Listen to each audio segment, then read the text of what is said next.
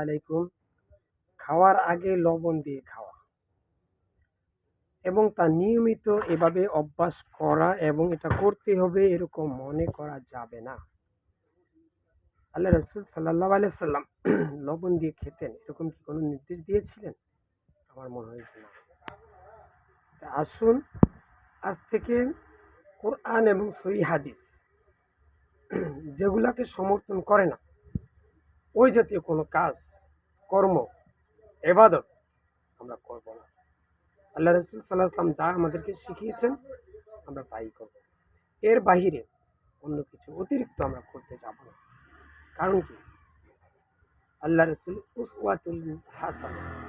আল্লাহ রসুল সাল্লাহ আসলামের আদর্শ হচ্ছে সবচেয়ে উত্তম আদর্শ। তা আসুন আজ থেকে আমরা রসুল করিম সাল্লাহ আলাইসাল্লামের সুন্নাত মোতাবেক পুরো জিন্দিগিটা অতিবাহিত করি। 5 ওয়াক্ত নামাজ পড়ি, সন্তানকে মাদ্রাসায় পড়াই, তাকে এলেম, আলেম, হাফেজ, মুফতি, ফকি, মুহাদ্দিস, মুফাসসির বানাই। যেহেতু নিজে আলেম হতে পারি নাই, একটা সুযোগ এসেছে আজকে আমার বংশধের মধ্যে হতে নাতি নাতনিকে আলেম বানাবো, হাফেজ হাফেজা বানাবো।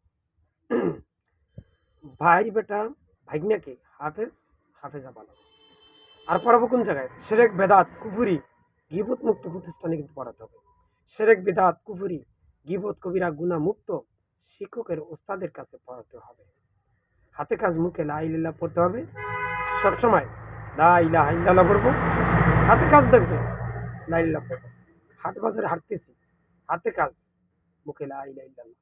কারোর সাথে দেখা হচ্ছে, আসসালামু আলাইকুম ভাই, আল্লাহ রহমতে ভালো আছেন? হ্যাঁ, আল্লাহ রহমতে ভালো আছি। তাই ভাই 5 ওয়াক্ত নামাজ পড়ছেন ইনশাআল্লাহ? হ্যাঁ, পড়তেছি। ভাই দাড়িটা রাখেন। ভাই আমি যেভাবে আপনাকে বলছি যে হাতে কাজ মুখে লা ইলাহা ইল্লাল্লাহ, আপনিও অপরকে বলবেন যে হাতে কাজ মুখে লা ইলাহা ইল্লাল্লাহ পড়বেন, 5 ওয়াক্ত নামাজ পড়তে হবে। এবং 1 ওয়াক্ত নামাজও কিন্তু কাজা করা যাবে না। শিরক বেদাত কুফরি গীবত মুক্ত থাকতে হবে। প্রত্যেকটা বাড়ির মধ্যে যখনই ঢুকবেন তখনই আসসালামু আলাইকুম বলতে হবে। কোনো কিছু করার শুরুতেই বিসমিল্লাহ বলতে হবে। বিসমিল্লাহ বলে উঁচু করতে হবে। এভাবে আল্লাহর কাছে প্রত্যেকটা কাজের জন্য সাহায্য চাইতে হবে। হাতে কাজ মুখে লা ইলাহা ইল্লাল্লাহ বলতে হবে।